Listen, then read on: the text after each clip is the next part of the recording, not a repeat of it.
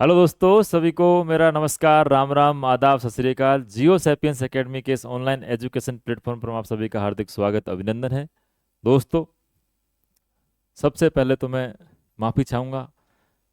मेरे video classes classes वगैरह बहुत कम जो है आपको यूट्यूब पर देखने को मिली है। उसके बहुत सारे कारण हैं, कुछ पर्सनल कारण हैं, कुछ प्रोफेशनल कारण हैं। तो जो मैं समय अभाव के चलते ज़्यादा समय दे नहीं पाया। हालांकि टेस्ट सीरीज वाला जो है उसमें पूरा मैं ढंग से मेहनत हमारी चल रही है और क्लासेस जो है मुकेश सर लगातार लेके आ ही रहे हैं। अब जैसे ही मुझे समय मिलेगा मैं क्लासेस रिकॉर्ड करके या लाइव जैसे भी करके आप लोग तक पहुंचाने का प्रयास करूंगा। दोस्तों, मैं भी आपकी तरह कंपटीशन के माहौल से निकला हुआ हूँ। मुझे भी जो आप चीज़ें अभी फेस कर रहे हैं उन सब चीज़ों का पूरा अनुभव है। तो मुझे पता है उसकी जो नब्ज है, उसको मुझे अच्छे से अंदाज़ा है कि कहाँ आपको दिक्कत आ रही है होंगी, कहाँ आप याद करने में चीज़ों को आपको प्रॉब्लम्स किस तरीके से आती हैं। तो उन सब चीज़ों को ध्यान में रखते हुए मैं एक एक चीज़ को जो है बड़े शानदार तरीके से, कोई भी कुछ भी चीज़ जो मैं चलाने का प्रयास करता हूँ, बहुत साइंटिफिक तरीके से चीज़ें लाने का प्रयास करता हूँ। इसलिए कई बार समय भी लग जाता है वीडियो क्लासेस वगैरह लाने में। दोस्तों, आज का जो सेशन है वो एक तरीके से इंट्रोडक्शन सेशन भी है, और इसके अंदर हम जो शुरू कर रहे हैं, नई चीज़ शुरू कर रहे हैं, उसका एक लेक्चर भी है। बहुत शानदार ये क्लास रहने वाली है। मैं कह रहा हूँ, आप जब लास्ट में इस पूरी क्लास को ख़त्म होते हुए देखेंगे तो आपको मज़ा आने वाला है। और सारी चीज़ें जो मैं लेके आया हूँ आपको एकदम दिमाग में फिट करके जाने वाला हूँ। ये एक नई सीरीज में शुरू कर रहा हूँ जो कि हर एक एग्ज़ाम, बड़े से बड़े एग्ज़ाम से लेके और छोटे से छोटे एग्ज़ाम तक ये यूज़फुल रहने वाली है। जहाँ जहाँ ज्योग्राफी के सवाल आते हैं, आप इन तरीकों के माध्यम से उन सभी सवालों को हल कर पाएंगे। ये मेरी गारंटी है आपसे कि कोई भी सवाल इससे संबंधित, इस क्लास से संबंधित आता है और आपने इस क्लास को देख लिया है तो आप ज़िंदगी में उसमें उस कभी सवाल को जो है वो गलत करने की गुंजाइश नहीं रखोगे। तो इस सीरीज़ का नाम मैंने सोचा है, मैंने रखा है फैक्ट वॉर। पीछे स्क्रीन पर दिख रहा होगा, आपने थंबनेल में भी देखा होगा, फैक्ट्स वॉर, तथ्यों का युद्ध, एक तरीके से आप इसको कह सकते हैं। इस नाम के पीछे का एक साइकोलॉजिकल, एक जो बिहाइंड में कारण है, वैज्ञानिक कारण है, उसको मैं थोड़ा सा आपको बताता हूँ। फिर उसके बाद इस सीरीज को हम शानदार तरीके से शुरुआत करेंगे। ये सीरीज अंत में आप जब इस पूरा देख लोगे, इस वीडियो को, इस लेक्चर को, तो आपके लिए कितना फ्रूटफुल है, कितना यूजफुल है, वो आप मुझे कमेंट में करके ज़रूर बताना। अगर आपको लगता है ये काम की नहीं है तो भी बताना, आपको लगता है ये काम की है तो भी बताना, ताकि मैं सीरीज पे वापस मेहनत करके और नए नए जो इसके वीडियो लेक्चर्स है वो मिलाता रहूँ। Facts war by Pankaj sir, fact war का क्या मतलब है उसको थोड़ा सा मैं बताता हूँ।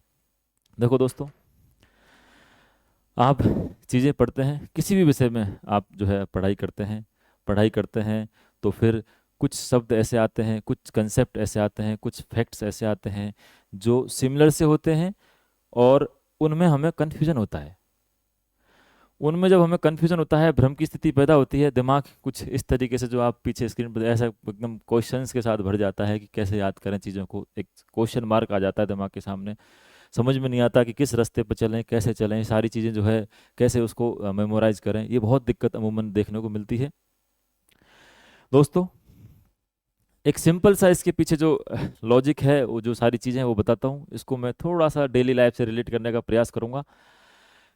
अपनी जो रोज़मर्रा की ज़िंदगी है, डेली लाइफ है, उसमें क्या होता है, दो व्यक्तियों के बीच में अगर झगड़ा हो रहा है तो उसके बीच पीछे की तरफ आप जो कारण है उसका देखेंगे जाएंगे तो आपको पता चलेगा कि सारा का सारा जो फसाद की जो जड़ है वो मिसअंडरस्टैंडिंग, कन्फ्यूजन, कन्फ्यूजन, कन्फ्यूजन से मिसअंडरस्टैंडिंग होती है और मिसअंडरस्टैंडिंग से फिर सारे लड़ाई झगड़े होते हैं। ये आप लोग बिल्कुल मानेंगे इस चीज़ को, क्योंकि ये बहुत व्यवहारिक बात है, कोई बड़ी रॉकेट साइंस वाली बात नहीं है।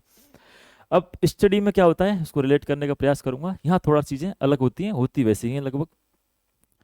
जब आपने कोई चीज़ों को पढ़ा, किसी भी तथ्य को पढ़ा, किसी कंसेप्ट को पढ़ा और आपको कन्फ्यूजन नहीं हो रहा, इसका मतलब आपने बहुत सतही तरीके से पढ़ा है।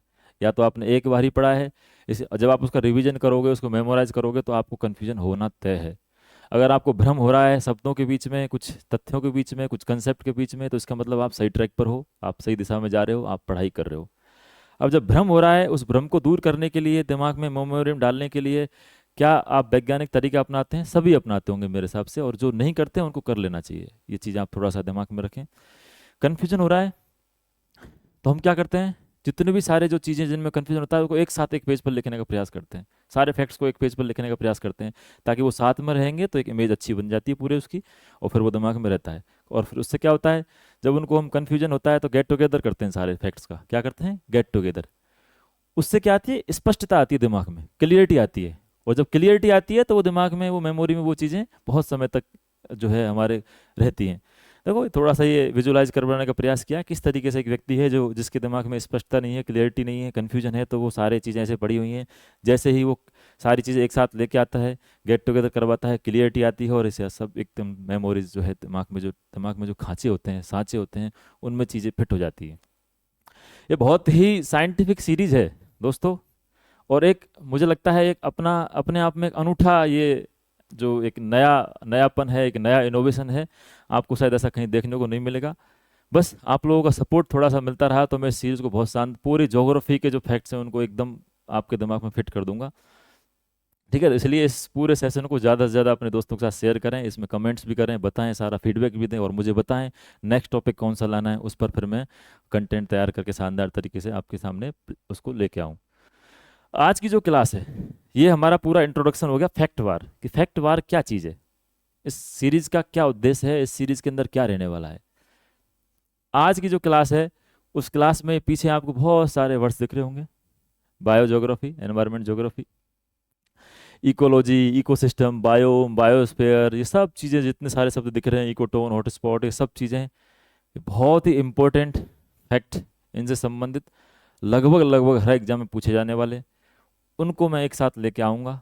पहले तो मैं एक एक जो शब्द है उसको बताऊंगा, उसके फैक्ट को बताऊंगा, और उसकी बेसिक डेफिनेशन है बताऊंगा। अभी यहाँ मेरा उद्देश्य कंसेप्ट को बहुत ज़्यादा डिटेल में ले जाना नहीं है, मेरा उद्देश्य बस एग्ज़ाम के पॉइंट ऑफ व्यू से आपको सामने जो चीज़ों को पूरा एक दिमाग में फिट करने वाला काम है। तो ये बहुत सारे शब्द दिख रहे होंगे, इनको एक एक शब्द को मैं पकड़ूंगा, कौन सा शब्द किसने दिया, कब दिया, और उस शब्द की बेसिक डेफिनेशन, उसका बेसिक कंसेप्ट क्या है, उसको भी मैं साथ में बताऊंगा। पहले मैं सोच रहा था कि सिर्फ मैं तथ्यों पे बात करूं, फिर मुझे लगा नहीं, जो नए लोग हैं और उनके सामने सीधे तथ्य पेश कर दिए जाएं तो वो परेशान हो जाएंगे, उनका दिमाग खराब हो जाएगा। तो मैं सोचा एक इसकी बेसिक जो कंसेप्ट है उसको भी बताऊं, ताकि इनके कंसेप्ट में क्या डिफरेंस है वो भी आपके सामने क्लियर हो जाए। तो ये थोड़ी सी इसलिए वीडियो भी हल्की सी लंबी हो जाएगी, पर अगर आपके काम की है तो मुझे पता है आप इसको पूरा देखोगे, और पूरा देखोगे, आप पसंद करोगे तो इसको शेयर भी करोगे, ये मेरी आपसे रिक्वेस्ट भी है। ठीक है, चलो। अब इस सीरीज को लाने का मकसद, इस सीरीज को लाने का उद्देश्य मेरे दिमाग में क्यों आया कि भाई इस तरीके से चीज़ चलानी चाहिए, तो इसके कुछ नमूने हैं, 2-3 क्वेश्चन है। जब ये पूरी क्लास खत्म हो जाएगी उसके बाद में क्वेश्चंस का भंडार, पीवाईक्यू का भंडार आपको देखने को मिलेगा कि कैसे कैसे इस टॉपिक से सवाल पूछे गए हैं। सबसे पहले अभी आरपीएससी असिस्टेंट प्रोफेसर का जो एग्ज़ाम हुआ ज्योग्राफी का 2024 वाला जो एग्ज़ाम जो हुआ, उसमें एक सवाल पूछा गया कि जैव विविधता तप्त स्थल शब्द का सर्वप्रथम प्रयोग किसने किया। बायोडाइवर्सिटी, हॉटस्पॉट जो वर्ड है, टर्म है, वो सबसे पहले किसने यूज़ की। अब ये असिस्टेंट प्रोफेसर एग्ज़ाम है दोस्तों, बहुत बड़ा एग्ज़ाम इसको मान सकते हैं, एक विषय का, किसी भी विषय का, और आरपीएससी का एग्ज़ाम है। तो आप देख सकते हैं कि इस जो पूरा ये सिस्टम है, ये चलाने का उद्देश्य है कि ऐसे सवाल जब पूछे जा रहे हैं तो हमको ऐसे सवालों के जवाब भी आने चाहिए, और ऐसे सवालों के जवाब, ये मेरी गारंटी है, जब आप पूरी क्लास देख लोगे सारी की सारी मेरी, तो पेपर में आप शानदार करके आने वाले हैं, कहीं भी मिस्टेक नहीं रहने वाली। दोस्तों ये जितनी भी ट्रिक्स वगैरह मैं बताऊंगा, इसमें याद रखने के तरीके बताऊंगा, ये हो सकता है शुरुआत में आपको थोड़ा सा ऐसे लगेंगे सर क्या बता रहे हैं, कुछ अलग चीज़ें कैसे इस तरीके से कैसे बता रहे हैं, ये ऐसे याद कैसे रहेंगी चीज़ें। बट इसका मैं बहुत बढ़िया एग्जाम्पल देता हूँ। जब हम कुछ दोस्त साथ में मिलकर पढ़ते थे, तो जब, क्योंकि मेरा दिमाग इस चीज़ में थोड़ा सा, ऊपर वाले की मेहरबानी कहो कुछ भी कहो, मेरा थोड़ा ट्रिक के मामले में ज़्यादा चलता है, शब्दों को जोड़ना उसमें बहुत ज़्यादा ठीक काम कर लेता है। तो मैं उनको बताता तरीके कि इसको ऐसे याद कर सकते हैं, इसको ऐसे याद कर सकते हैं, और दोस्त बोलते कि अरे यार ऐसे थोड़ी होता है, हर चीज़ की ट्रिक कैसे किस तरीके से। जब पेपर होता, एग्जाम हॉल से दोस्त बाहर आता, उससे फ़ोन पे बात होती, तो वो एक बात कहता, अरे यार वो एक बार तूने बताया था ना उस तरीके से, मेरे दिमाग में वो एकदम से क्लिक कर गया। तो दोस्तों आपको अभी हो सकता है कुछ लोगों को लगे कि भाई ये चीज़ें जो है कितना फ्रूटफुल रहेंगी या दिमाग में कैसे रहेंगी, लेकिन जब आप पेपर, अभी इसका एग्जाम्पल क्या होगा, जैसे ही मैं सारी चीज़ें बता दूंगा आपको, एक एक वर्ड को बता दूंगा किसने दिया कब दिया, फिर इसके क्वेश्चन में जब लगाऊंगा अभी सामने आपके, तो तुरंत आपके दिमाग में वो ट्रिक याद आएगी। आप इसका भी एग्जाम्पल अभी देख लेना, इसलिए आपको बहुत ज़्यादा लंबा इंतजार करने की जरूरत नहीं है। सवाल है हॉटस्पॉट किसने, शब्द किसने दिया, बायोडाइवर्सिटी हॉटस्पॉट जो है ये आरपीएससी असिस्टेंट प्रोफेसर एग्जाम में 2024 में पूछा गया है। ठीक है, और देखो पारिस्थितिकी शब्द का सर्वप्रथम प्रयोग किसने किया, इकोलॉजी शब्द किसने दिया, ये यूके उत्तराखंड पीसीएस में पूछा गया है 2020 में। इकोसिस्टम पारिस्थितिकी तंत्र शब्दावली प्रयोग किसने किया है, ये देखो कितने सारे एग्जाम पूछा गया है। UP PGT, GDC lecturer, UP PGT, UPSC और यूजीसी नेट जेआरएफ में भी ये सवाल इस तरीके से पूछे जाते हैं। तो ये जाहिर सी बात है, आप लोग जो कंपटीशन एग्जाम की तैयारी कर रहे हैं उनको पता है कि इस पर सवाल आते हैं। ठीक है, अब चलते हैं आगे। इनको मैं सारों सबको सॉल्व, वैसे तो देखो जब जैसे आपके सामने ये पूरा हो जाएगा, जितना 8-10 मिनट में जो ये वीडियो बनेगा पूरा इसके बाद का, उसमें आपको सारे दिमाग में चीज़ें याद हो जाएंगी, तो मुझे सॉल्यूशन कराने की जरूरत ही नहीं पड़ेगी इन क्वेश्चंस की, आप खुद से खुद ब खुद उस पर जो है टिक करोगे। सबसे पहले बात करते हैं इकोलॉजी। स्क्रीन पर आपके जो है शब्द आया है सबसे पहले, इकोलॉजी। इकोलॉजी शब्द दिया है अर्नेस्ट हैकल ने। किसने दिया है, अर्नेस्ट हैकल ने। अब अर्नेस्ट हैकल साहब ने जब इस शब्द को रचा, तो ये एक्चुअली मूल शब्द जो रचा था उन्होंने वो था ओ इकोलॉजी। क्या था, ओ इकोलॉजी। लेकिन धीरे धीरे जो है इसको इकोलॉजी के रूप में पढ़ा जाने लगा, बोला जाने लगा। अब ओ इकोलॉजी शब्द जो है दो शब्दों से मिलकर बना होता है, ओइकोस और लोगोस।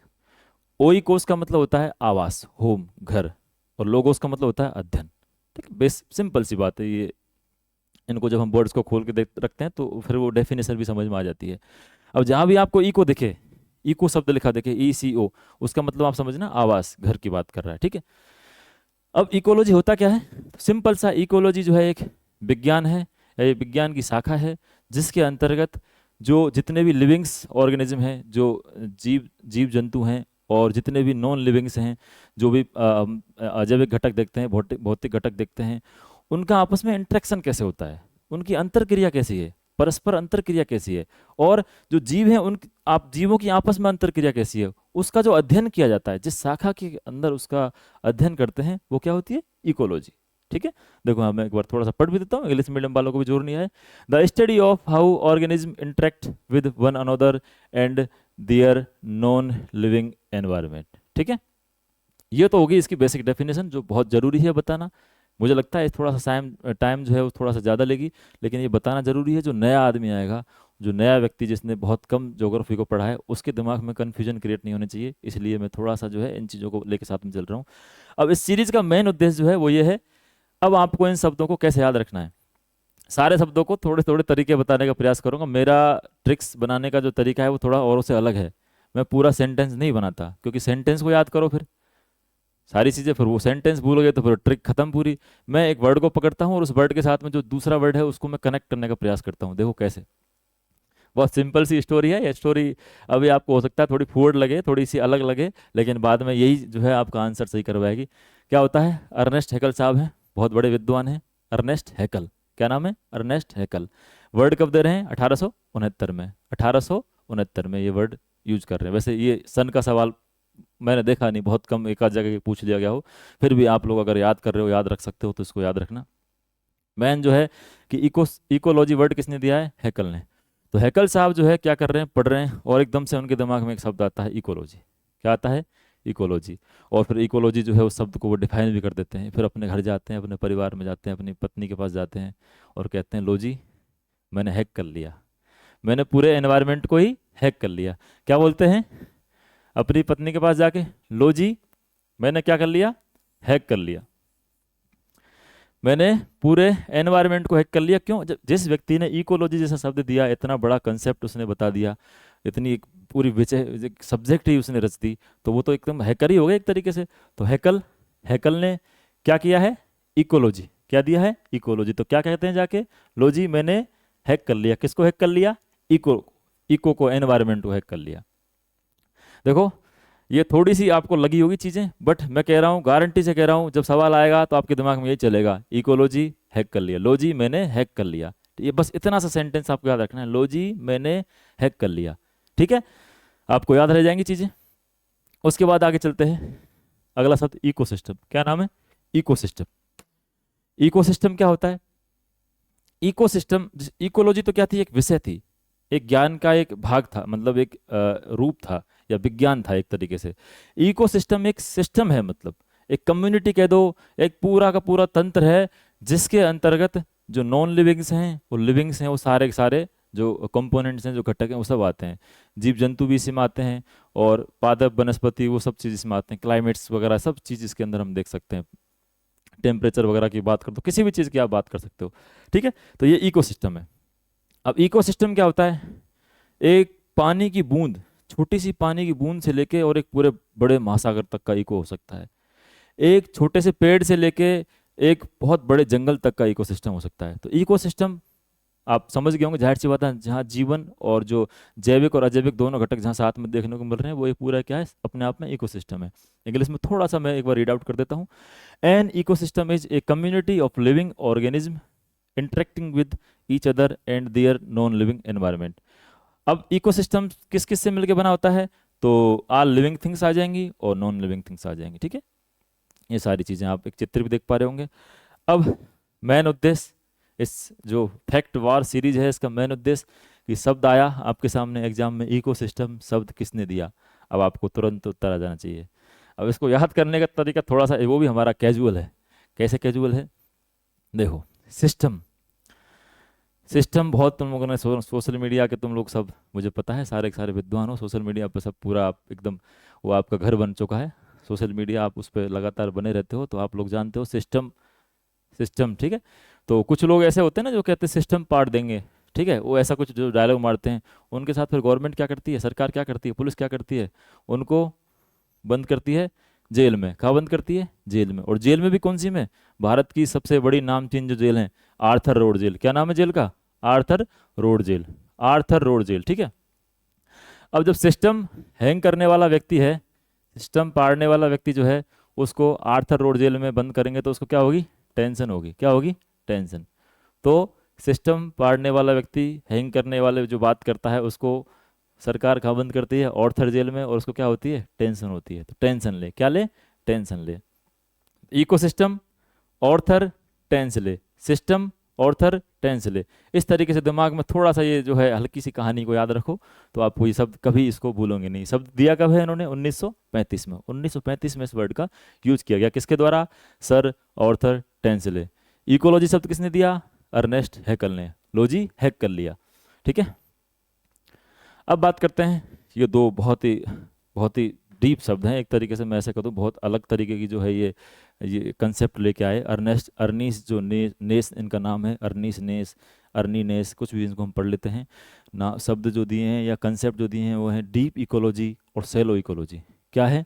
डीप इकोलॉजी और सेलो इकोलॉजी। अब जो मेरे भाई बंधु जो हैं, जो पहली बार इस टर्म को देख रहे हैं, उनको थोड़ा सा मैं बता दूं, ये दो तरह के जो कंसेप्ट हैं, दोनों एक दूसरे के उलट हैं। क्या? डीप इकोलॉजी जो है, इकोलॉजी के पार्ट बताते हैं, इकोलॉजी को दो भागों में बांटा है इन्होंने। डीप इकोलॉजी जो है वो इकोसेंट्रिक व्यूज की स्टडी करवाता है। इकोसेंट्रिक यानी कि जो पारिस्थितिक है या जो सिस्टम पूरा इकोसिस्टम है, उस पर ध्यान केंद्रित करते हुए हम अध्ययन करना है, उस पर हमें फोकस करना है। और जो सेलो इकोलॉजी है, यानी सतही जो है, वो ह्यूमन सेंट्रिक है, ये मानव को केंद्र में रखते हुए इस पर अध्ययन करते हैं। ठीक है, बेसिक सी बात है। अब इसको याद कैसे रखना है दोस्तों? पढ़ाई कर रहे हो आप लोग, अगर आप पढ़ाई करते समय कतई डीप में चले गए तो भी आपका नाश तय है, आपकी पढ़ाई का नाश तय है, आपके कंपटीशन एग्जाम का। और आपने ऊपर ऊपर से पढ़ लिया तो भी आपका नाश तय है। अगर आप डीप चले गए तो भी आपको समस्या आने वाली है, नाश तय है। और सेलो यानी सतही रहे तो भी नाश तय है। तो डीप और सेलो अगर आप जाते हो तो आपका क्या तय है? नाश तय है, दोनों ही। तो आपको पढ़ाई कैसे करनी है? ना बहुत ज़्यादा डीप जाना है और ना बहुत ज़्यादा बेसिक। आपको पूरा PYQ को ध्यान में रखते हुए, सिलेबस को ध्यान में रखते हुए, एकदम सिस्टमेटिक तरीके से मध्यम रास्ता अपनाते हुए आपको चलना होता है। ठीक है, याद रह जाएगा, मैं कह रहा हूँ, मैं लिख के दे रहा हूँ, आप क्वेश्चन जो है सॉल्व करोगे इसी तरीके से। सेलो और डीप। आप अगर बहुत ज़्यादा गहराई में चले गए तो भी आपकी पढ़ाई का नाश तय है। आप एकदम सतही पढ़ाई कर रहे हो, ऊपर ऊपर से पढ़ रहे हो, तो भी आपका क्या तय है? नाश तय है। तो अर्नीस नेस ने क्या दिया है? डीप इकोलॉजी, सेलो इकोलॉजी। और कब दिया है? 1973 में। ठीक है, अब आ जाता है इकोलॉजिकल नीस। नीस कह देते हैं, नीचे कह देते हैं, हिंदी में इसको निकेत कह देते हैं। ठीक है, अब ये होता क्या है? बेसिकली निकेत जो होता है, एक कोई भी जीव जो है, ऑर्गेनिज्म जो है, उसका रोल क्या है पूरे सिस्टम में, वो क्या खाता है, फूड चेन की अगर बात करें तो उसको कौन खाता है, वो कहाँ रहता है, ठीक है, वो कैसे इंटरेक्शन करता है, वो कैसे घूमता है जाता है, वो सारा का सारा उस पूरा एक मिलकर क्या बनाता है, निचे बनाता है, निकेत बनाता है। ठीक है। रोल ऑफ, या आपको ये जो है मेन कीवर्ड ये याद रखो, रोल ऑफ एन ऑर्गेनिज्म, उसका रोल क्या है, उसका कार्यात्मक पक्ष क्या है, उस पर ये चर्चा करता है। एक दूसरा कंसेप्ट होता है हैबिटाट, आवास। इन दोनों को एक साथ पढ़ा जाता है। हैबिटाट एक बहुत बड़ा, बस हैबिटाट तो एक तरीके से वही आवास है। आप शब्द को समझते ही जो है आपके दिमाग में जैसे आया आप समझ गए होंगे, हैबिटाट पूरा आवास है। और एक हैबिटाट में कई निकेत हो सकते हैं, कई आवास हो सकते हैं। और ध्यान रखना, एक प्रजाति का पर्टिकुलर एक निकेत होता है, ठीक है। एक निकेत में दो प्रजाति कभी नहीं रह सकती, उनमें फिर आपस में लड़ाई झगड़ा होता है, ठीक है। ये एनवायरनमेंट के जो आप पढ़ोगे तो उसमें सारी चीज़ें डिटेल में आती हैं। मैं जब पढ़ाऊंगा इस पूरे इस यूनिट को तो उसमें सारी चीज़ें बहुत शानदार तरीके से बताऊंगा। बट मेरा जो फोकस, इस सीरीज को लाने का फोकस, फैक्ट वार का जो मेन उद्देश्य वो है कि इकोलॉजिकल नीचे निकेत अगर शब्द आ जाए तो पूछ ले कि किसने दिया और कब दिया, तो उसको याद करने का तरीका बताना, ठीक है, और उसको याद करवाना। देखो, थोड़ा सा कन्फ्यूजन दूर रखना। सबसे पहले इकोलॉजिकल निकेत, पारिस्थितिक निकेत जो है, इकोलॉजिकल निश जो है, वो शब्द दिया है R.H. जॉनसन ने, लेकिन ये ज्योग्राफी में या उस परस्पेक्टिव से नहीं है, इसलिए इसको हम अपने उत्तर जो आते हैं उनमें नहीं माना जाता। फिर भी कई बार अगर जॉनसन ऑप्शन में दे रखा है तो आपको जॉनसन करके आना है। अपने आता है जो सवाल पूछा जाता है उसमें ज़्यादातर जो उत्तर माना जाता है वो जोसेफ ग्रीनियल्स, क्या है, जोसेफ ग्रीनियल्स। और इसने कब दिया है, इसका ईयर भी पूछ लिया जाता है कई बार। 1917 में जो है जोसेफ ग्रीनियल्स ने इकोलॉजिकल निश जो है, नीचे जो है निकेत जो है, उसको यूज किया है, इस टर्म को यूज किया है, इसको दिया है। अब याद कैसे रखोगे, देखो फोटो में साथ में लेके आ रहा हूँ। जिन लोगों को ट्रिक से दिक्कत है, परहेज है, तो वो फोटो के माध्यम से कैसे भी याद रख लो, अपने तरीके से याद रख लो, ठीक है। ये जो सीरीज है सेशन है उनके लिए है, बेचारे जो बहुत ज़्यादा कष्ट पा रहे हैं ज़िंदगी में कि उनको याद रखने में चीज़ों को दिक्कत आ रही है। अब बताओ, मैं ये चीज़ें सारी लेके आऊँ और बस इसको मैं पढ़ दूँ कि पारिस्थितिक निकेत जो है नीचे जो है इसने दिया है, तो वो तो आप भी पढ़ सकते हो कहीं से। फिर फायदा क्या हुआ, हमारी हम मेहनत, एक्स्ट्रा मेहनत हम क्या कर रहे हैं, तो वो एक्स्ट्रा मेहनत इस तरीके से आपको दिखनी चाहिए। जो जहाँ जहाँ आपको कन्फ्यूजन हो रहे हैं उन सबको कन्फ्यूजन को दूर करने का काम हम करने का प्रयास करते हैं। जोसेफ ग्रीनियल्स। अब मुझे बताओ, निकेत जो है समझ में आ गया, निकेत एक तरीके से वही आवास वाली चीज़ है। अब जिसका जो निकेत है वो ग्रीन है, हरा भरा है, कैसा है, हरा भरा, तो वो कैसा है, सेफ है, कैसा है, सेफ। जिसका निके, नीचे, निसे जो भी है, निकेत जो है वो कैसा है, ग्रीन है, कैसा है, ग्रीन है, ग्रीन, तो वो कैसा है, सेफ है, कैसा है, वो सेफ है। जिसका निकेत ग्रीन है वो कैसा है, सेफ है। देखो ये सारी ट्रिक्स को एक बार मैं पूरी एक टेबल लेके आया हूँ लास्ट में, उसमें भी वापस बताऊंगा। तो ये एक क्लास, दूसरी क्लास देखने की जरूरत भी नहीं पड़ेगी आपको, एक ही क्लास के माध्यम से सारे फैक्ट्स याद हो जाएंगे आपको। जोसेफ ग्रीनियल्स, तो जोसेफ ग्रीनियल्स जिसका निकेत कैसा है, ग्रीन, वो क्या है, सेफ है। जो सेफ है अगर उसका निकेत क्या है, ग्रीन है, ठीक है, याद रह जाएगा, मुझे पता है आप क्वेश्चन भी इसी से करके आओगे, ठीक है। आगे बात करते हैं बायोम की। बायोम, पहले बायोम का कंसेप्ट क्या है। बायोम, जितने भी इकोसिस्टम पढ़े थे ना हमने अभी, इकोसिस्टम होता है कि हर चीज़ का इकोसिस्टम होता है, उन सभी इकोसिस्टम को मैं मिला दूं पर्टिकुलर किसी एक क्लाइमेटिक कंडीशन, सेम उनके जो क्वालिटीज हैं, सेम क्वालिटीज वाले जो हैं, a group of ecosystem having the same climate and dominant assemblages of plants and animals. तो जिनके जो क्वालिटीज वगैरह सेम है या उनकी क्लाइमेट कंडीशन सेम है, तो उन सारे इकोसिस्टमों को एक मिला के क्या बनता है, एक बायोम बनता है, ठीक है। तो क्या हुआ, इकोसिस्टम से मिला के क्या बनता है, बायोम, ग्रुप ऑफ इकोसिस्टम, इतना याद रखो बस, ज़्यादा कन्फ्यूज होना ही नहीं है, एक ग्रुप ऑफ इकोसिस्टम। तो सारे के सारे इकोसिस्टम समान जलवायु वालों को मिला दें तो क्या बनता है, बायोम बनता है, क्या बनता है, बायोम बनता है। बायोम का मैंने एक मैप भी पीछे लगा रखा है, देख लो, ये क्लाइमेट के अकॉर्डिंग ये सारा मैप है। ट्रॉपिकल रेन फॉरेस्ट हो गया, टेम्परेट फॉरेस्ट हो गया, डेजर्ट हो गया, टुंड्रा हो गया, टैगा हो गया, ग्रासलैंड हो गया, ये सारे जो है क्लाइमेट को ये पूरा आप मैप देख पा रहे हैं, ठीक है। अभी हमारा उद्देश्य बायोम को डिटेल में पढ़ना नहीं है, हमारा उद्देश्य है बायोम किसने दिया, शब्द किसने दिया, इसको याद करना, क्योंकि सवाल पूछे जा रहे हैं, ठीक है। अगर 5, 7, 10 मिनट की वीडियो से आपका एक सवाल एग्जाम में सही हो जाए तो फिर मैं मानता हूँ वो 5, 7, 10 मिनट जो है वो कई घंटे का काम कर सकते हैं आपको। दूसरी बात, आपको अभी मैं जब पढ़ाऊँ, जब सारी टेबल लास्ट में बताऊँ, उसको अपने जो है पेन कॉपी लेके बड़े उसको नोट कर लेना उस टेबल को, और उसको फिर बार बार 2-3 बार देख लेना, आपको कभी दिक्कत ही नहीं आएगी। अब बायोम शब्द किसने दिया है? ये दिया है फ्रेडरिक एडवर्ड क्लीमेंट्स। किसने दिया है? Frederick Edward Clements. कब दिया है? 1916। देखो सन पे मैं ज़्यादा फोकस नहीं कर रहा, मेरा उद्देश्य आपका जो है दिमाग में ऐसे फैक्ट्स का जंजाल नहीं बनाना है, बस आपको जो चीज़ें काम की हैं उनको याद करवाना है, जो पूछी जाने वाली चीज़ें उनको बताना है। ठीक है, तो क्लीमेंट्स। अब अभी बायोम की बात करी मैंने, और बायोम की बात करी तो एक बात कही मैंने, क्लाइमेट, समान क्लाइमेट वाले जो हैं इकोसिस्टम जो है मिलके क्या बनाते हैं? बायोम बनाते हैं। क्लाइमेट, इकोसिस्टम से क्या बनता है? क्लाइमेट। ठीक है, इससे क्लाइमेट जो है, बायोम क्लाइमेट का आपस में जो रिश्ता आप देख ही पा रहे हैं। अब इसको याद कैसे करना है? Frederick Edward Clements, biome.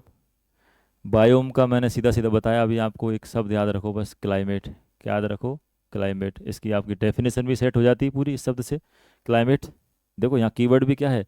Climate की बात कर रहा है, सेम क्लाइमेट की बात कर रहा है, और इससे याद भी रह जाएगा क्या? क्लाइमेट, क्लाइमेट से क्लीमेंट्स, इतना तो याद रख सकते हो। अरे आपका जब जो सिलेक्शन करवा दे जो चीज़, इतनी तो आप दिमाग में मेमोरी में रख ही सकते हो। क्लाइमेट से क्लीमेंट्स, और क्लीमेंट्स ने क्या दिया है? बायोम। ठीक है, अब आगे चलते हैं। बायोस्फीयर, इकोसिस्टम से बना बायोम, और सारे के सारे बायोम जो है पृथ्वी के मिलकर क्या बनाते हैं? बायोस्फीयर। अब बायोस्फीयर में क्या क्या आता है ये आप सबको पता है। एटमॉस्फेयर को भी ले लें, लिथोस्फीयर को भी ले लें, यानी स्थल भाग को ले लें, और जलीय भाग को ले लें, जलमंडल को ले लें, हाइड्रोस्फीयर को ले लें, तीनों मिलकर क्या बनाते हैं? बायोस्फीयर बनाते हैं। ठीक है, all the different biomes found over all the earth, पृथ्वी पर जितने भी बायोम पाए जाते हैं उन सबको मिला के क्या बनता है? बायोस्फीयर बनता है। ठीक है, ये बेसिक्स है, आप लोगों को वैसे पता भी था इस चीज़ का, ज़्यादातर लोगों को। अब ये शब्द कब दिया गया? 1875 में। कब दिया गया? थोड़ा याद रखना है इसको, ठीक, पूछा जाता है। 1875 में। किसने दिया? बहुत ज़्यादा, देखो सारी सीरीज चलाने का मेरा जो मकसद है वो यही है कि कंफ्यूज दूर करने हैं। अब इस सवाल पे बहुत ज़्यादा कंफ्यूजन आपको देखने को मिलता है, क्योंकि जो ऑप्शंस आते हैं ना, कई बार क्वेश्चन जो पूछा गया है उसके ऑप्शन कैसे दिए गए हैं उसके अकॉर्डिंग चीज़ें अपन को, चाहे भले आपने याद किया है कि बायोस्फीयर दिया था किसने? एडवर्ड स्वेस ने, लेकिन ऑप्शन में एडवर्ड स्वेस नहीं है, कोई दूसरा आ रखा है, तो दिमाग खराब नहीं करना है, उसका कन्फ्यूजन मैं भी दूर कर दूंगा कैसे किस तरीके से आंसर दूसरा मान लिया जाता है। बट ये श्योर है, कन्फर्म है, एडवर्ड स्वेस, वही स्वेस जो पृथ्वी की आंतरिक संरचना की बात करते हैं, 3 भागों में उसको बांटते हैं, वही जो है ये बायोस्फीयर देख रहे हैं। याद कैसे रखना है? जो पृथ्वी की आंतरिक संरचना, पृथ्वी कैसी है? गोल, स्फीयर, स्फेरिकल। और जो पृथ्वी की आंतरिक संरचना की बात कर रहे हैं तो वो उन्होंने क्या दिया? Sphere, biosphere. क्या दे दिया? बायोस्फीयर। तो ये तुमको याद रह जाएगा नॉर्मल तरीके से। किसने दिया है? Edward Suez. क्यों? क्योंकि आप समझते हो, इसको बचपन से पढ़ते आ रहे हैं। स्वेस पृथ्वी की आंतरिक संरचना की बात करता है, पृथ्वी कैसी है? स्फीयरिकल है, तो बायोस्फीयर से इसको कनेक्ट कर लेना। कुछ चीज़ें डायरेक्ट भी कनेक्ट करनी होती हैं, जरूरी नहीं सबकी ट्रिक्स हो। ठीक है, अब जहाँ कन्फ्यूजन होता है, जहाँ दिक्कत आती है कि बायोस्फीयर शब्द का सर्वप्रथम प्रयोग किसने किया, ठीक है, ऐसा सवाल आ जाए, तो एक जो दूसरा व्यक्ति है जिनका नाम यहाँ आपको याद रखना है वो है व्लादिमीर बर्नाड्स्की। ठीक है, ये पूछा जाता है, आया हुआ सवाल है, एक सवाल में लेके भी आया हूँ इसका लास्ट में, उसको आप देखना भले। एक्चुअली हुआ क्या है, बायोस्फीयर शब्द का यूज किया है एडवर्ड स्वेस ने, लेकिन उसको पॉपुलर किया है व्लादिमीर बर्नाड्स्की ने। क्यों? जिस व्यक्ति ने पूरी उसके नाम से किताब लिख दी, या पीछे देख भी पा रहे होंगे, द बायोस्फीयर, तो जो किताब लिखेगी, किताब चलेगी, तो उसकी टाइटल तो सबको याद रहते हैं, किताब के अंदर क्या कंटेंट है भले याद रहे ना रहे। ठीक है, तो इस वर्ड को फेमस किसने किया? व्लादिमीर बर्नाड्स्की। तो याद रखना, कभी सवाल आ जाए कि जो बायोस्फीयर शब्द है वो किसने दिया, और उसमें ऑप्शन में एडवर्ड स्वेस नहीं है, तो क्या मानना है? व्लादिमीर बर्नाड्स्की। अब इसकी ट्रिक मेरे कुछ नहीं बताऊंगा, ये किताब के सामने फोटो है, देखो कई बार चीज़ें जो है इमेज से भी याद रह जाती हैं। ये किताब है, ये याद रखना, इस तरीके से स्फीयर वाली किताब थी कोई, और ये इस तरीके से नाम लिख रहा था। ठीक है, और ये याद रहेगा अभी आपको, मुझे पता है। अब आ जाओ इकोस्फीयर, बायोस्फीयर से मिलता जुलता है। अब नए विद्वान ने नए तरीके से नाम दे दिया, तो हमारे सामने एक नया फैक्ट आ गया, इसको भी हमें याद करना है क्योंकि पूछी जाती हैं चीज़ें। कब दिया है? लगभग 1950 के दशक, 1950 के दशक में, और विद्वान का नाम क्या है? लेमोंट सी कोल। कोल कौन है? कोल। और क्या नाम है? Ecosphere. अब इको स्फीयर बायोस्फीयर एक ही बात है, लगभग समानार्थक शब्द हैं। थोड़ा सा मैं बता देता हूँ। An ecosystem is planetary body, वो पूरे पृथ्वी की बात करता है, मतलब पृथ्वी, वही बायोस्फीयर भी वही बात कर रहा था, ये भी वही बात कर रहा है, सेम बात कर रहा है। अब जब बायोस्फीयर की बात होती है उसके बाद इकोस्फीयर की बात होती है। एक और इससे मिलता जुलता शब्द आता है वो गाया, मैंने नीचे हम मेंशन भी किया है, गाया कंसेप्ट। गाया हाइपोथेसिस दी थी किसने? लवलॉक ने, जेम्स लवलॉक ने। अगर कहीं तुम्हारे सामने कभी सवाल आ जाए किसी कंपटीशन एग्जाम में, क्या पता एग्जामिनर का दिमाग कहाँ किस तरीके से चल जाए, वो देते गाया किससे संबंधित है। तो गाया बेसिकली बायोस्फीयर और इकोस्फीयर जैसा ही एक टर्म है जो एक अलग विद्वान ने दिया, इसलिए उसका नाम अलग है। ठीक है, ये सारी चीजें हैं। अब इसको याद कैसे रखना है, ये भी आपको दिमाग में वैसे याद रह जाएगा, इको।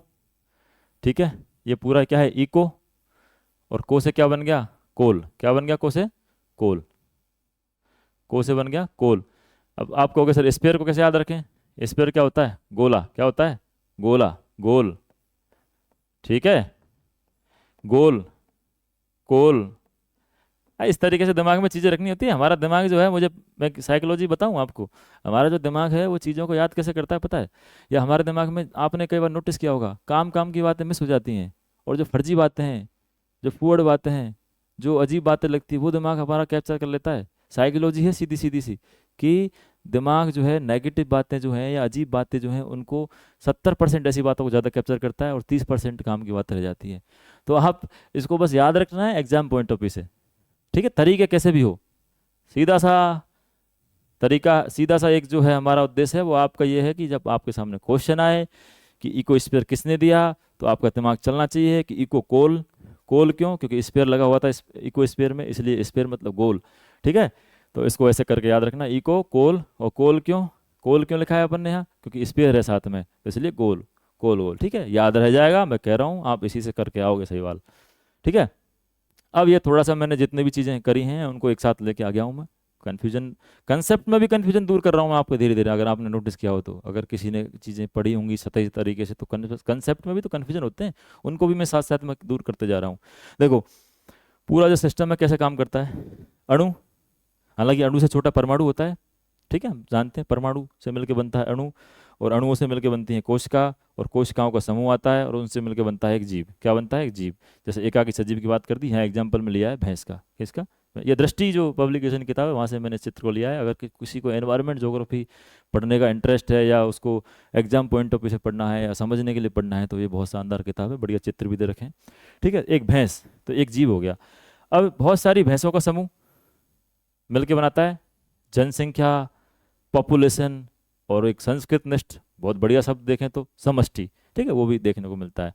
अब देखो पॉपुलेशन में क्या होता है, एक ही तरह के जीव आते हैं, समान क्षेत्र में रहते हैं, एक ही तरह के जीव समान क्षेत्र में रहते हैं। जैसे बहुत सारी भैंसें एक जगह रह रही हैं, एक बाड़े में रह रही है। ठीक है, अब आता है समुदाय। समुदाय में क्या आता है दोस्तों, जितने भी अलग अलग जीव हैं वो मिलकर एक साथ रह रहे हैं, निश्चित क्षेत्र में रह रहे हैं, और जनसंख्याओं को, अलग अलग जनसंख्याओं का समूह है, ग्रुप है, जिसमें सांप बाज एग्जाम्पल आप देख पा रहे होंगे। इकोसिस्टम में क्या होगा, जब जो जीव हैं, जो जनसंख्या है, उनके साथ में मैं वहाँ पाई जाने वाले जो निर्जीव घटक हैं उनको भी शामिल कर लूँ, तो वो क्या बन जाता है? इकोसिस्टम बन जाता है। और बहुत सारे इकोसिस्टम मिलकर क्या बनाते हैं? बायोम बनाते हैं। क्या बनाते हैं? बायोम, जो समान क्लाइमेटिक कंडीशन में वाले हैं। ठीक है, और बायोम से मिलकर क्या बनता है? बायोस्फीयर बनता है, जैव मंडल बनता है। ठीक है, सिंपल सा ये जैव मंडल दिख रहा होगा आपको, अलग अलग चीज़ों से मैंने पहले बता दिया। दो चार चित्र और लाया हूँ, देखो किस तरीके से इंडिविजुअल से पॉपुलेशन की तरफ आए अपन। ठीक है, पॉपुलेशन से मिलकर क्या कम्युनिटी बनी, कम्युनिटी से बना इकोसिस्टम, इकोसिस्टम से बना बायोम, और बायोम से बना बायोस्फीयर। बायोस्फीयर के साथ में अपन इकोस्फीयर भी देख लेते हैं, गाया कंसेप्ट भी देख लेते हैं। ठीक है, ये भी देख लो। इंडिविजुअल में एक 12 सिंगार दे रखा है, फिर इसकी पॉपुलेशन दिख रही है समष्टि, फिर उसकी तरफ चले अपन आगे की तरफ, इस तरीके से बढ़ते जा रहे हैं। कम्युनिटी, इसमें बहुत, इनके अलावा जो और पॉपुलेशन है वो आ गई।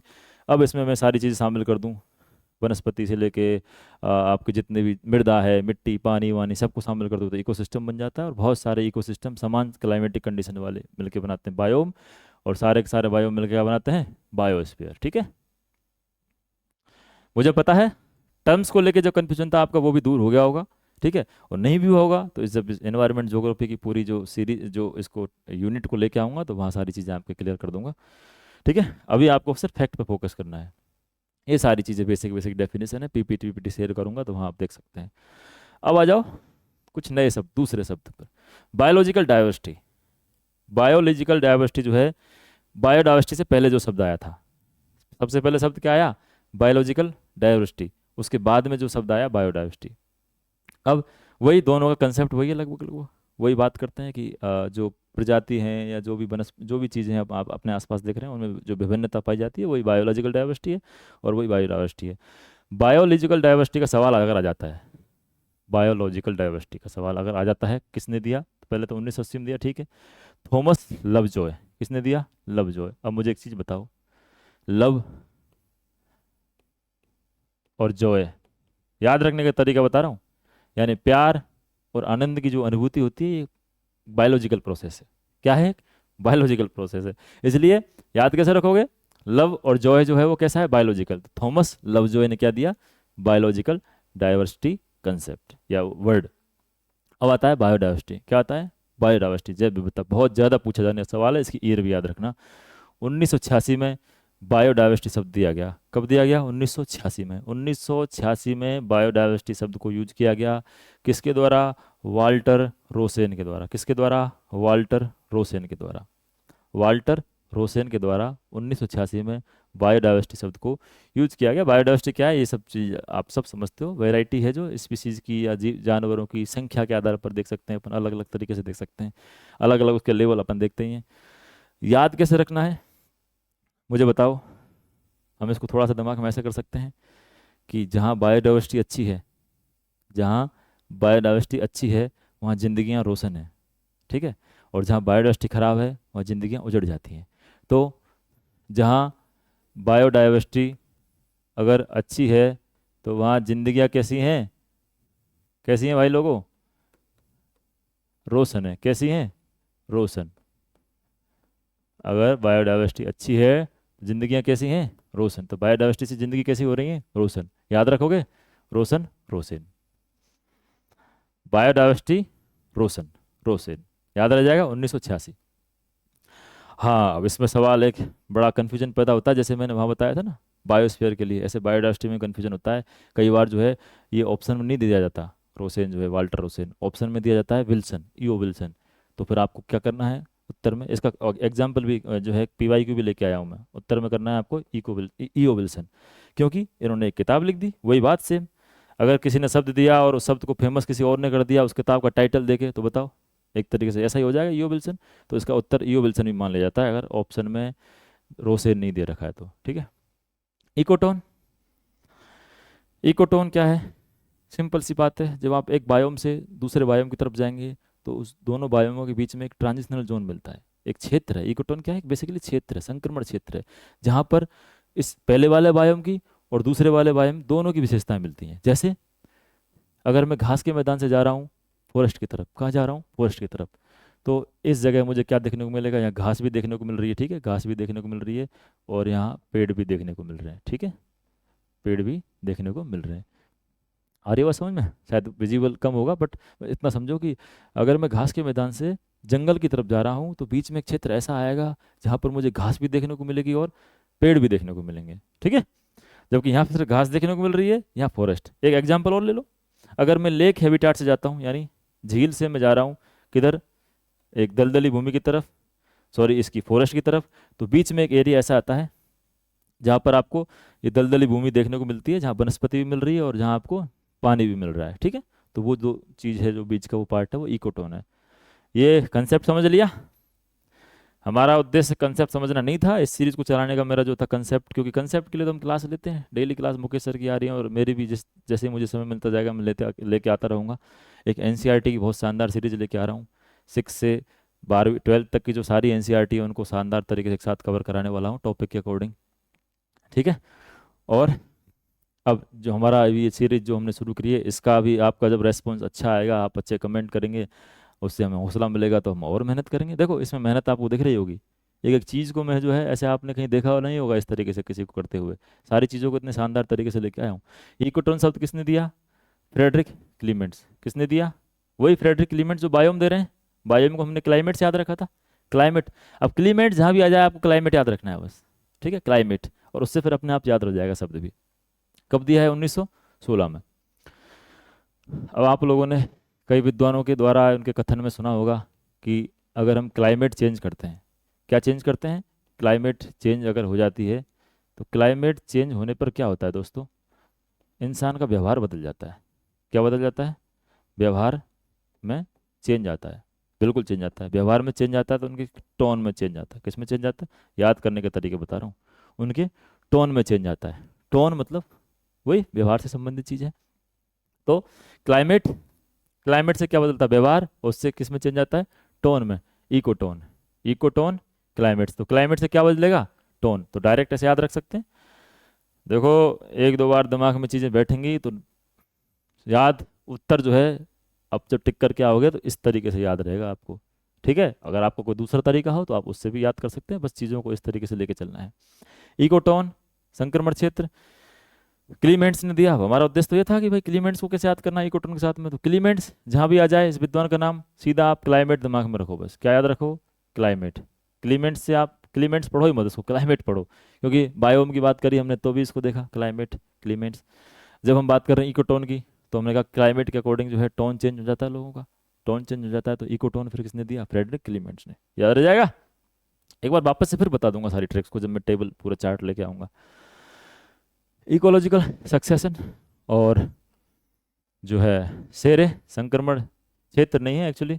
ये जो संक्रमण वो एक अवस्था है, जो एक टाइम के अकॉर्डिंग सारी चीज़ें होती हैं इसमें।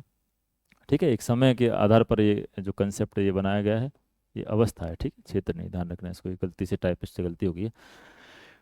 इकोलॉजिकल सक्सेशन और सेरे ये भी किसने दी है? क्लीमेंट्स। तो क्लीमेंट्स के चार वर्ड आपके सामने आ गए होंगे। बायोम किसने दिया? क्लीमेंट्स ने। बायोम किसने दिया? क्लीमेंट्स ने। उसके बाद अभी क्या पढ़ा आपने? इकोटोन। इकोटोन किसने दिया? क्लीमेंट्स ने। और फिर हमने देखा सक्सेशन और सेरे, ये भी किसने दिया है? क्लीमेंट्स ने। सक्सेशन याद रह जाएगा तो आपको सेरे भी फिर दिमाग में, क्योंकि सक्सेशन के अंदर ही हम सेरे को पढ़ते हैं। ठीक है, ये क्लीमेंट्स में होता आगे वही सेम। क्लीमेंट्स आते ही क्या दिमाग में रखना है? क्लाइमेट। क्या याद रखना है? क्लाइमेट। क्लाइमेट, क्लाइमेट याद रखना है। सक्सेशन, अब ये स्टेटमेंट भी आपने थॉट पढ़ा होगा, आपने देखा होगा कि कई विद्वान जो यूरोपीय विद्वान थे वो ये कहते थे कि भाई जो गर्म जलवायु वाले क्षेत्र हैं वहाँ पर लोगों को सफलता कम मिलती है, वो लोग बहुत आलसी होते हैं इस तरीके से। और जो ठंडे जलवायु वाले क्षेत्र हैं वो लोग क्रिएटिव होते हैं और काम भी ज़्यादा करते हैं। ठीक है, तो सक्सेस मिलना किस पे डिपेंड करवा दिया? जैसे टोन चेंज करवाया था ना अपन ने क्लाइमेट से, क्लीमेंट्स, क्लाइमेट, टोन, इकोटोन, ऐसे ही क्लीमेंट्स, क्लाइमेट, सक्सेस, इकोलॉजिकल सक्सेशन। याद रहेगा, गारंटी से दे रहा हूँ। ठीक है, तो फ्रेडरिक क्लीमेंट्स ने क्या दिया? Ecological succession. सिरे भी इन्हीं का है। ठीक है, उसके बाद आगे चलते हैं अपन इकोलॉजिकल पिरामिड। बहुत ज़्यादा पूछा जाने वाला सवाल है ये, आपको दिखा भी दूंगा इसके पीवाईक्यू किस तरीके से आ रखे हैं। Ecological pyramid. दोस्तों आज का जो ये वीडियो है मुझे पता है काफ़ी लंबा बन गया है, क्यों? क्योंकि इसमें थोड़े कंसेप्ट को भी समझाते हुए चल रहा हूँ। मैं चाहता हूँ कि अगर आप जुड़ी रहे हो तो थोड़ी सी एक्स्ट्रा चीज़ें आपको इन्फॉर्मेशन मिलें, और याद तो आप याद करवाना तो इसका उद्देश्य है ही मेरा, सारे फैक्ट्स को। इकोलॉजिकल पिरामिड का ये जरूर याद रखना, 1927 में दिया गया है, पूछा जाता है। और किसने दिया? चार्ल्स एल्टन ने। बहुत ज़्यादा फ्रिक्वेंटली पूछा जाने वाला सवाल है। ठीक है, इकोलॉजिकल पिरामिड ये याद रख लोगे आप, बस याद रख लोगे, मुझे पता है। इसका कंसेप्ट क्या है? इसका कंसेप्ट थोड़ा सा देख लो। जो पूरा फूड सिस्टम है, फूड क्या बोलते हैं इसको, ट्रॉपिक लेवल्स जो होते हैं फूड वेब में, फूड सिस्टम में देखते हैं। ठीक है, खाद्य श्रृंखला में तो एक ट्रॉपिक लेवल से दूसरे ट्रॉपिक लेवल, तीसरे पर चौथे पर जाने की तरफ अपन देखते हैं कि किस प्रकार से जो है उसकी एनर्जी में या संख्या में या बायोमास में चेंज आता है। तो इसलिए इस विद्वान जो थे अपने चार्ल्स एल्टन महोदय, इन्होंने क्या करा, इसकी जो अपने दिमाग में विजुलाइजेशन किया कि ये भाई ये सारी सिस्टम तो एक पिरामिड की तरह हो रखे हैं। किसी जगह पिरामिड सीधा है, सीधा, किसी जगह पिरामिड उल्टा है। ठीक है, वो अलग अलग उसकी नेचर पर डिपेंड करता है सामने वाला किस चीज़ का अध्ययन कर रहा है। और तीन प्रकार से इसको देखते हैं, नंबर पिरामिड, बायोमास पिरामिड और एनर्जी पिरामिड। ठीक है, अब इस डिटेल में अपन को जाना नहीं है, क्योंकि हमारा उद्देश्य है याद करना कि जो इकोलॉजिकल पिरामिड है वो किसने दिया है? एल्टन ने। अब इसके लिए कोई स्पेसिफिक ट्रिक नहीं है, ये मुझे जैसे कई बार लोगों को सीधे याद हो जाते हैं तो फिर ट्रिक की जरूरत नहीं पड़ती, इसलिए मुझे जरूरत नहीं पड़ी, पर फिर भी आप लोगों को बताने का प्रयास कर सकता हूँ। पिरामिड दो तरीके से देखते हैं अपन, उल्टे और सीधे। ठीक है, उल्टे पिरामिड और सीधे पिरामिड। तो बस पिरामिड, उल्टा पिरामिड किसने दिया है? उल्टा एल्टन। ऐसे याद रख सकते हो, याद रह जाए तो। वैसे ज़्यादातर लोगों को ये याद होता है, ऐसे फैक्ट हैं जो कई बार पूछे जाते हैं, कॉमन तो याद रहते हैं। एल्टन, उल्टे पिरामिड। ठीक है, अब कुछ नहीं, बस दो शब्द बचे हैं, उसके बाद पूरा जो है साफ बायो ज्योग्राफी के लगभग लगभग मैक्सिमम 90% शब्द जो है हमने, जो किस विद्वान ने कौन सा शब्द दिया वो हमने खत्म कर लिए हैं। सोचो एक पूरी ब्रांच के फैक्ट, एक एक पर्टिकुलर फैक्ट को हमने पूरा जो है सिस्टम को पूरा हैक कर लिया है। लो जी, हमने इसको हैक कर लिया है, ठीक है। हॉटस्पॉट की बात करते हैं, तप्त स्थल कब दिया है? 1988 में, ठीक है। कब दिया, जहाँ मैं मार्क कर रहा हूँ डेट को थोड़ा सा दिमाग में, ईयर को थोड़ा सा दिमाग में रख सको तो अच्छी बात है। और किसने दिया है? नॉर्मन मायर्स ने दिया है। अच्छा, थोड़ा सा इसको समझ लो, होता क्या है आपको पता है। रिचेस्ट और मोस्ट थ्रेटन जो है, जो अगर हम बायोडाइवर्सिटी के हिसाब से देखें तो विश्व के ऐसे स्थान जो बहुत ज़्यादा रिच बायोडाइवर्सिटी है, लेकिन उनको नुकसान भी उसी अनुपात में बहुत ज़्यादा मात्रा में हमको देखने को मिल रहा है, ठीक है। वो बायोडाइवर्सिटी का सिस्टम है। सॉरी, इसका हॉटस्पॉट का मामला है। हॉटस्पॉट उसको कहा जाता है, जैसे दिख रहे हैं आपको हॉटस्पॉट, रक्त तप्त सारे स्थान जो है बता रखे हैं। जैसे भारत में, भारत के कुछ जो हिस्से हैं वो 4 बायोडाइवर्सिटी, सॉरी, इसमें हॉटस्पॉट में आते हैं। तो कौन कौन से हैं? इंडो बर्मा, वेस्टर्न घाट वाला आ गया, सुंडालैंड आ गया, और एक हिमालय वाला आ गया। तो 4 पार्ट आते हैं। आप लोगों ने जब इसको पढ़ा होगा या फिर पढ़ोगे तो ये सारी चीज़ें डिटेल से वहाँ पर जानेंगे।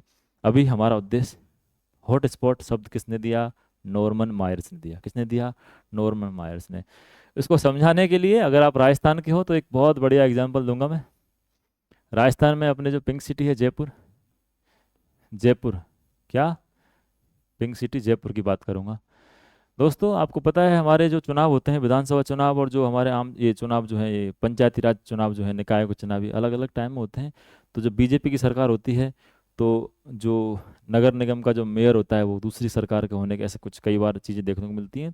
तो उस जो मेयर की कुर्सी है ना, जैसे अभी एग्जाम्पल देखो रिसेंट में जयपुर के जो मेयर हैं, चाहे आप हेरिटेज की बात कर लो चाहे ग्रेटर की बात कर लो, दोनों की कुर्सी पर ही हमें कितना विवाद देखने को मिलता है। तो वो कुर्सी जो है वो कैसी है? हॉटस्पॉट है। कैसी है वो? हॉटस्पॉट। तो मेयर्स की कुर्सी कैसी है? जयपुर के आसपास जो जयपुर जो नगर निगम है दोनों, वो उसको देख लो या कहीं भी एग्जाम्पल देख लो, वो हमेशा हॉटस्पॉट बनी रहती है। कोई भरोसा नहीं कब सरकार कुछ ऐसी चीज़ें लेके आ जाए कि आपको जो है अयोग्य घोषित करवा दिया जाए। क्योंकि दूसरी गवर्नमेंट होती है, दूसरी पार्टी की सरकार होती है, तो वो प्रयास करती है कि इसके उसको जो है हटा दिया जाए वहाँ पर। तो मेयर की कुर्सी जो होती है वो हमेशा कैसी होती है? हॉटस्पॉट बनी रहती है। किसकी? Mayer, Norman Myers, hotspot. सवाल आया था राजस्थान असिस्टेंट प्रोफेसर में, अभी दिखाया था मैंने आपको। तो अगर हॉटस्पॉट सवाल आ जाए, बायोडाइवर्सिटी हॉटस्पॉट किसने दिया? तो किसने दिया? Norman Myers. मायर्स से याद रखोगे मेयर्स, और मेयर से याद रखोगे हॉटस्पॉट। मेयर की कुर्सी कैसी है? हॉटस्पॉट है, ठीक है। एक नया कॉन्सेप्ट, अपने आप में एक नया कॉन्सेप्ट, बहुत रिसेंट डेवलपमेंट में है, होप स्पॉट। लगभग लगभग वही जो कंसेप्ट हॉटस्पॉट वाला लिया है। होप स्पॉट जो है वो किसके लिए है? समुद्रों के लिए। किसके लिए है? समुद्री भागों के लिए, ठीक है। होप होप स्पॉट जो शब्द है दिया किसने है?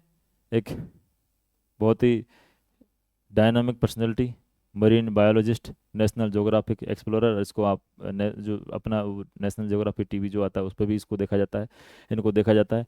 तो सिल्विया आर्ल इनका नाम है। क्या नाम है? Sylvia Earle. देखो आप देख रहे हैं समुद्र में किस तरीके से जो है, यानी कि आप डाइविंग के फोटो भी देख सकते हो जब आप गूगल पर सर्च करोगे इनको।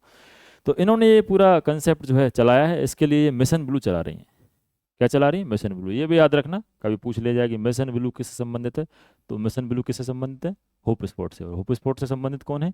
Sylvia Earle. और सिल्विया आर्ल जो है वो इन्होंने ये शब्द दिया है, तो उसका कंसेप्ट उन्होंने किस तरीके से बताया? उन्होंने बताया scientifically identified area of the ocean that is critical to the health of ocean and designated of for protection, ठीक है। तो ये जो पूरा सिस्टम है, ये जो होप स्पॉट वाला सिस्टम है, ये कुछ क्रिटिकली जो जो बहुत ज़्यादा हेल्थ के लिए क्रिटिकल हैं वो ऐसे एरिया आइडेंटिफाई किए हैं समुद्र में इन्होंने, और ये लगातार करते हुए जा रहे हैं अलग अलग महासागरों में। तो इसके लिए इन्होंने क्या चला रखा है? Mission blue. ब्लू पानी कैसा होता है? नीला। आज ब्लू है पानी, पानी। Mission blue. ब्लू किससे संबंधित हो गया? हॉट स्पॉट से संबंधित हो गया, ठीक है। तो ये सारे वर्ड्स जो एकदम सामने स्क्रीन पर आए थे, उनकी सबकी हमने बढ़िया शानदार तरीके से फैक्टों को याद कर लिया है। अब मैंने कहा तथ्यों की हम आपस में जंग कराएंगे। क्या कराएंगे? जंग कराएंगे।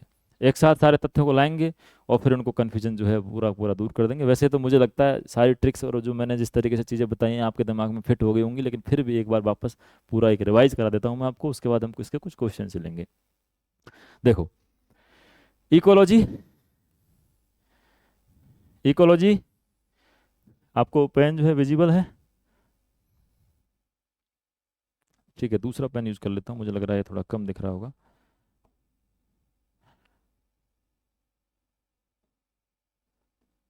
ठीक है, देखो इकोलॉजी शब्द किसने दिया है? अर्नेस्ट हैकल ने। किसने दिया है? अर्नेस्ट हैकल ने। किसने दिया है?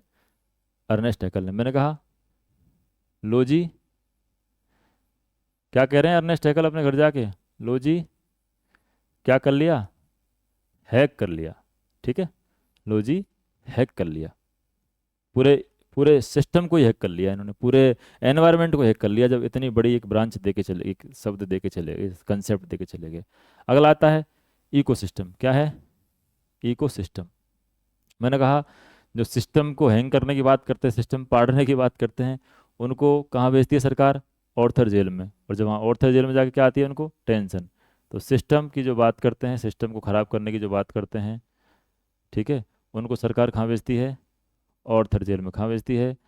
ऑर्थर रोड जेल है मुंबई में, कसाब, अजमल कसाब को जहाँ कस्टडी में रखा गया था, ध्यान है? बहुत देश की टॉप 5 जो जेल हैं पूरे एरिया के हिसाब से और सिक्योरिटी के हिसाब से, उनमें मानी जाती है। ठीक है, और ऑर्थर जेल में जब जाएंगे तो उनको क्या होगी?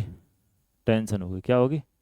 तनाव, टेंशन। ठीक है, इस सिस्टम को जो हैंग करने की कोशिश करने वाले लोग हैं। अगला आता है डीप और सैलो इकोलॉजी। मैंने बताया आप अगर पढ़ाई करते टाइम डीप पढ़ेंगे, बहुत ज़्यादा गहराई में उतर जाएंगे, तो भी आपका नाश हो जाएगा। और आप जो है सैलो रहेंगे, यानी छिछले स्तर पर रहेंगे, तो भी आपका जो है नाश, आपकी पढ़ाई का नाश तय है। ठीक है, नाश। और नाश से क्या याद रह जाएगा? नेस। क्या याद रह जाएगा? नेस। मुझे पता है आपको दिक्कत नहीं आएगी ज़्यादा याद करने में। ठीक है, उसके बाद मैं बात करता हूँ निकेत इकोलॉजिकल। निकेत की मैं बात करूँ, निकेत जो है जोसेफ ग्रीनेल्स ने दिया। इसकी हमने बात कर ली शानदार तरीके से। कैसे बात करी थी? जिनका निकेत ग्रीन है वो कैसे हैं? सेफ हैं। जिनका निकेत कैसा है? ग्रीन है। निकेत कैसा है? जिनका ग्रीन है वो कैसे हैं? सेफ हैं। ठीक है, याद रह जाएगा। Biome, biome. इसके अलावा हमने पढ़ा था इकोटोन, और उसके बाद हमने पढ़ा था इकोलॉजिकल सक्सेशन, सेरे। चारों को चारों शब्द किस महानुभाव से संबंधित हैं? एक बड़ा सा नाम भी बड़ा सा है और शब्द भी इतने सारे दे दिए उन्होंने, क्लीमेंट्स। और क्लीमेंट शब्द आते हैं, आपको ध्यान किसका रखना है? क्लाइमेट। किसका ध्यान रखना है? क्लाइमेट का ध्यान रखना है। ठीक है, और क्लाइमेट चेंज होते ही टोन बदल जाता है, इसलिए इकोटोन। और क्लाइमेट से ही क्या पता चलता है कि सक्सेस कौन लोग रहने वाले हैं? जो ठंडी जलवायु वाले क्षेत्र हैं वो ज़्यादा सक्सेसफुल रहते हैं बजाय गर्म जलवायु के। तो ठीक है, तो इकोलॉजिकल सक्सेशन भी याद रह जाएगा। बायोस्फीयर की बात करें, ये भी सिंपल सा एडवर्ड स्पेस ने दिया। मैंने बताया इस पृथ्वी की आंतरिक संरचना की बात करते हैं तो पृथ्वी, स्फीयर, बायोस्फीयर। ठीक है, ऐसे याद रखना। इको स्फीयर, मैंने कहा इको कोल, इको स्फीयर। तो इको, इको से क्या पीछे की बात करें तो को से कोल, और स्फीयर गोल है तो इसलिए कोल। ये भी समझ में आ गया होगा। ठीक है, अब आगे बात करते हैं बायोलॉजिकल डाइवर्सिटी। तो इसका भी हो गया थॉमस लवजॉय। क्या नाम है? Thomas Lovejoy. ये भी आपको याद रह जाएगा, मुझे पता है ये तो बहुत जल्दी याद आपको याद रहने वाला है जहाँ ऐसी चीज़ें आ जाएं। लव और जॉय, प्यार और जो आनंद है, वो एक बायोलॉजिकल अनुभूति है। ठीक है, याद रह जाएगा। ये रोसेन, मैंने बताया रोशन। ठीक है, रोसेन क्या नाम है इनका? Rosen, Walter Rosen. पूछा भी जाता है। बायोडाइवर्सिटी शब्द इन्होंने यूज किया, तो जहाँ बायोडाइवर्सिटी अच्छी मात्रा में है वो एरिया कैसा है? रोशन है। ठीक है, और बायोडाइवर्सिटी उजड़ गई तो एरिया भी कैसा हो जाएगा? उजाड़। इकोटोन अभी बात कर ली मैंने, टोन से। ठीक है, क्या? क्लाइमेट, क्लाइमेट से टोन बदलता है। इकोलॉजिकल सक्सेशन, सेरे की बात कर ली मैंने, इसको भी आपको ऐसे याद रखना है क्लाइमेट से। इकोलॉजिकल पिरामिड की हम बात करें, पिरामिड मैंने कहा कि पिरामिड उल्टे सीधे दोनों होते हैं, तो उल्टे पिरामिड, उल्टे पिरामिड, एल्टन, ऐसे याद रख लेना। फिर बात करते हैं हॉटस्पॉट की। हॉटस्पॉट मैंने कहा हॉटस्पॉट कौन सी कुर्सी?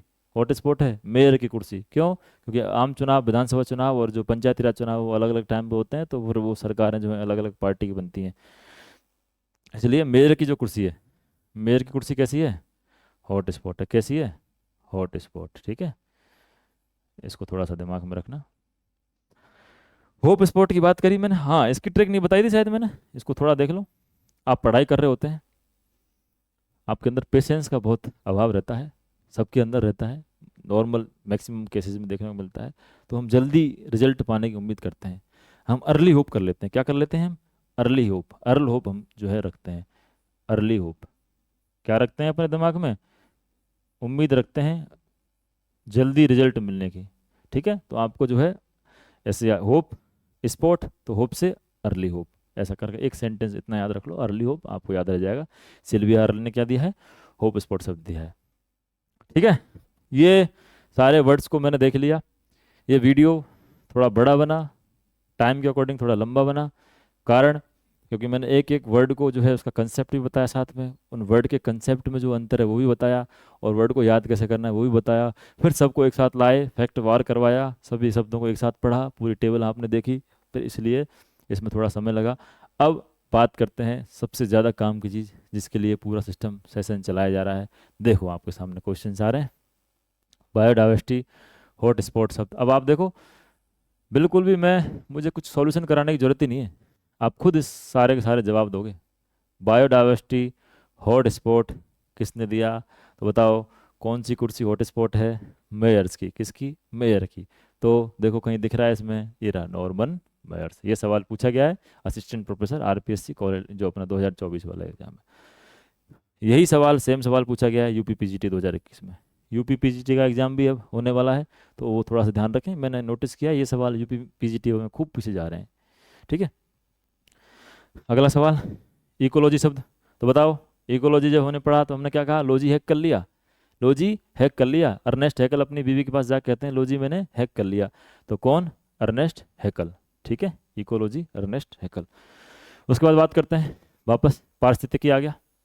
पारिस्थितिकी मतलब इकोलॉजी किसने दिया, अर्नेस्ट हैकल ने। लोजी मैंने हैक कर लिया, लोजी आपने भी हैक कर लिया, पूरा का पूरा जो है जितने भी टर्म्स थे उन सबको हैक कर लिया होगा मेरे हिसाब से, हम सब ने मिलके साथ में। इकोसिस्टम, इकोसिस्टम जो सिस्टम हैंग करने की बात करते हैं, सिस्टम पाड़ने की बात करते हैं, उनको सरकार कहाँ ले जाती है, ऑर्थर जेल में। और ऑर्थर जेल में उनको क्या होती है, टेंशन। तो ऑर्थर टॉन्सिले। ठीक है, ऑर्थर टॉन्सिले याद रह जाएगा।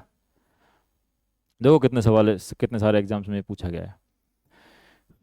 एक सवाल ऐसे ही आ सकता है, अगर एग्जामिनर थोड़ा सा ज़्यादा जो गुस्से में है, या फिर उसको लगता है कि भाई इनको अब एक शब्द ही क्यों दूं, सारे 5 शब्द दे दूं और उनको 4 शब्द दे दूं, उनको आपस में मिलवा दूं। तो ठीक है, ऐसे शब्द अगर आ जाए तो कैसे मिलाना है बताओ। पारिस्थितिक नीचे, ये नीचे नहीं कहते, इसको नीच कहते हैं इंग्लिश में, लेकिन इसको हिंदी में पढ़ते हैं पर निकेत। तो ये मैंने बताया था, जिसका पारिस्थितिक निकेत ग्रीन है वो सेफ है। तो देख लो कहीं, जोसेफ ग्रीनेल्स। ठीक है, इसका मतलब ए में क्या है, 3। क्या है ए में, 3। ठीक है, अभी आंसर एकदम निकल के आ जाएगा। गहन इको पारिस्थितिकी यानी डीप इकोलॉजी। मैंने कहा आप पढ़ाई कर रहे हो, अगर आप डीप जाओगे या आप सतही रहोगे तो आपका, आपकी पढ़ाई का, आपका नहीं आपकी पढ़ाई का नाश है। वैसे पढ़ाई का नाश है तो फिर आपका भी नुकसान होना तय है। ठीक है, तो डीप इकोलॉजी में कौन आएगा, नेस। कहीं नेस दिख रहा है आपको, चलो ये दिख गया नेस साहब। और जो अपने ये आ गया 3 में 1, क्या आ गया 3 में 1। अब बात करते हैं इथोलॉजी, किसकी बात करते हैं, इथोलॉजी। ये टर्म मैंने नहीं बताई थी, ये सवाल पूछा गया है तो मैं इसको बता देता हूँ। इथोलॉजी क्या होता है, इथोलॉजी एक एक इकोलॉजी की या साइंस की, बायोलॉजी की आप कह दो, बायोलॉजी की एक शाखा है जिसके अंदर मानव सॉरी जानवर जो है, जो एनिमल्स हैं उनके बिहेवियर का अध्ययन किया जाता है। Study of animal behaviour, ethology. क्या नाम है, इथोलॉजी। इथोलॉजी जो है सेंट हिलियर ने दिया, तो दिमाग में इसको रख लेना हमेशा, एक आध कोई सवाल बन जाए। वैसे तो ये प्रॉपर बायोलॉजी का सही हो गया एक तरीके से, पर फिर भी पूछा गया है मैचिंग, मैच द फॉलोइंग में, तो ये हो गया इसका 4 हो गया। और ये तो आपको पता ही है, लोजी हैक कर लिया इकोलॉजी को। ठीक है, किसने, 2। तो ए में 3, बी में 1, 4 और 2, सबसे पहला ऑप्शन आ गया। ठीक है, बिल्कुल भी कहीं भी किसी तरह का लोड नहीं है। देखो कैसे हम पूरा सिस्टम हैक कर लिया है हमने। ठीक है, एक एक शब्द को जो है उसके ट्रिक के हिसाब से हम कैसे कर रहे हैं। बायोडाइवर्सिटी, अब बताओ, देखो ये सवाल आ गया सामने। बायोडाइवर्सिटी शब्द का सर्वप्रथम प्रयोग करने वाले वैज्ञानिक में से कौन है। तो बायोडाइवर्सिटी मैंने कहा जहाँ बायोडाइवर्सिटी है वो एरिया, वो क्षेत्र कैसा है, रोशन है। तो रोसेन था, लेकिन रोसेन कहीं आपको ऑप्शन में नहीं दिख रहा होगा। मैंने कहा जब ऑप्शन में रोसेन नहीं दिखे, बायोस्फीयर के ऑप्शन में आपको वो स्वेस नहीं दिखे, तो आपको बताया था मैंने, बुक्स के फोटो भी दिखाए थे। तो बताओ बायोडाइवर्सिटी बुक जो थी वो किसने लिखी, ईओ विल्सन ने। किसने लिखी, ईओ विल्सन ने। तो ईओ विल्सन इसका आंसर राइट हो जाएगा। ठीक है, फिर अगला सवाल, गहन पारिस्थितिकी। देखो रिपीट भी किस तरीके से चीज़ें होती हैं, सामने वही सवाल दिख रहे हैं। डीप इकोलॉजी, मैंने कहा नेस, नाश हो जाएगा, डीप जाओगे और सेलो रहोगे तो पढ़ाई में है, मध्यम तरीका आपको अपनाना है। फिर देखो बायोडाइवर्सिटी शब्द का ये वापस देख लो, यूपीपीसीएस में पूछा गया है, किस बायोडाइवर्सिटी किसने दिया है। अब देखो यहाँ दे दिया रोसेन। ठीक है, तो वैसे वो एग्जामिनर कोशिश करता है अगर बना रहा है तो या तो दोनों को साथ नहीं देगा, ध्यान रखना दोनों अगर साथ आ गए, विल्सन और रोसेन, तो आपको रोसेन सही करना है, ठीक है। वैसे साथ नहीं आते। देखो डीप इकोलॉजी के तो पीछे ही पड़ गए। कौन है? अनीस, अर्नीस नेस, कहीं अनीस कह देते हैं, कहीं अर्नीस कह देते हैं, ठीक है। ये दो सवाल मैं आपके लिए छोड़ के जा रहा हूँ। ये दो सवाल हैं, इनके उत्तर मुझे कमेंट बॉक्स में चाहिए। अगर आपको ये वास्तव में पूरे सेशन सीरीज पसंद आई है और आप चाहते हो इसी तरीके से मैं अलग अलग फैक्ट्स पर जो आपको याद रखने में जोर आता है, जिनको याद रखने में मौत आती है आपको, एक तरीके से कह सकते हैं सच में, तो उन सारे फैक्ट्स को मैं जो है आपके दिमाग में फिट करके जाऊंगा, ये मेरा आपसे वादा है। बस बशर्ते मुझे थोड़ा सा आपका हौसला, आप मेरा हौसला अफजाई करेंगे, कमेंट्स करेंगे, इसको लाइक करेंगे, शेयर करेंगे, सब्सक्राइब करेंगे, अपने दोस्तों से करवाएंगे, तो नंबर्स दिखते हैं तो हमें भी उससे कॉन्फिडेंस आता है और हम ज़्यादा दुगनी मेहनत करने का प्रयास करते हैं। अब ये दो सवाल हैं, इन दोनों सवालों के उत्तर जो हैं आपको कमेंट बॉक्स में डालने हैं ज़्यादा से ज़्यादा संख्या में। और फिर जैसे ही मैं अगला जो इसके बाद नेक्स्ट जो कंटेंट टॉपिक लेके आऊँगा उसमें इन दोनों का उत्तर भी आपको बताऊँगा। एक तो है कि जीव मंडल या बायोस्फीयर शब्द का यूज़ जो है प्रथम बार व्यापक स्तर पर किसने किया, ठीक है। एक तो आपको ये बताना है, वैसे मैं इसको बता चुका हूँ लगभग लगभग, तो आपने अगर पूरी क्लास देखी है तो आप इसका उत्तर दे देंगे।